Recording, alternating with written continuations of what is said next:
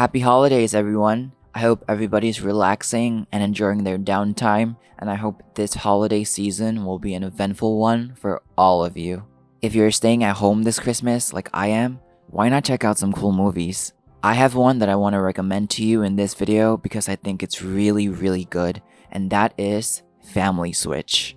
It's a family-friendly, feel-good movie centered around Christmas. What more could you ask for? There's a lot to love about this film, and the third act of this movie is nothing but phenomenal. The first and second acts of this film are a little challenging to watch though, and I'll get to that later on, but firstly I want to talk about the good stuff, the great stuff, because there is genuine substance here, and I want to start off with the look of this movie. The cinematography is good. This movie is well shot and gorgeous looking, and I love the warm, saturated color grading of this film. It makes everything pop with life and brilliance. This film by all means looks great, and it has a great story to accompany it as well. This is a fun and wacky narrative about a family switching bodies with each other. It's full of fun characters and the comedy is great. I love the comedy in this. I've watched this film so many times by now, and the humor still cracks me up. Matthias Schweighöfer is a delight to watch in this film. Very good comedic timing. The film transcends comedy though. It has an endearing and heartfelt message about fixing broken bonds and how we all need to love each other more. If we got rid of our egos for a moment, we could see that we are all in fact one. We have so much in common and we need to focus on those similarities to feel mutually understood, because that's when love and understanding are born. The third act of this film hits this message home, and the actors did a phenomenal job showcasing genuine human displays of affection for one another.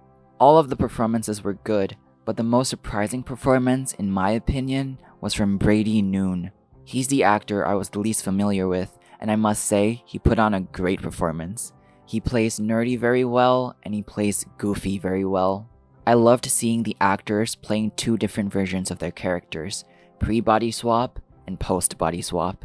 Emma Myers plays a 17-year-old girl who's obsessed with soccer. Emma Myers also plays a 40-year-old woman who's trapped inside the body of a 17-year-old girl who's obsessed with soccer. Ed Helms plays a 40-year-old man who loves rock and roll. Ed Helms also plays a 13-year-old boy who's trapped inside the body of a 40-year-old man who loves rock and roll. And so on and so on. It's wonderfully entertaining. But it's not all sunshine and rainbows, mister.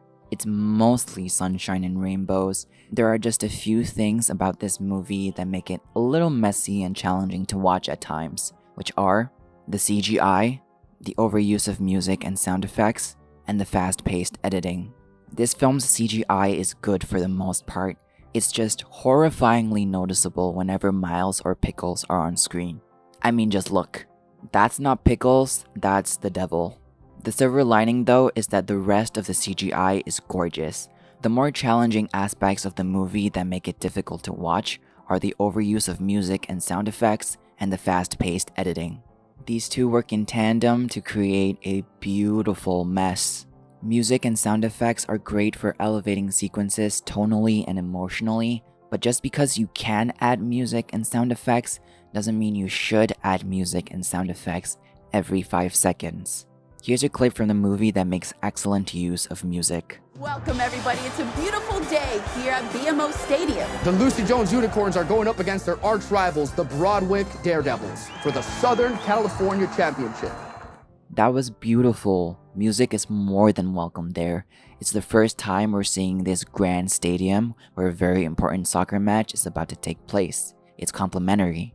Now take a look at this sequence and listen to the music. Excuse me.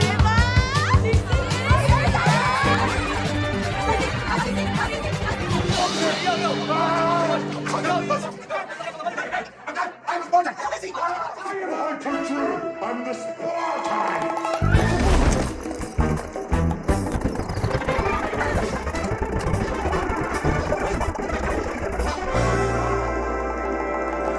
And I would do anything for love. I'm doing anything for love.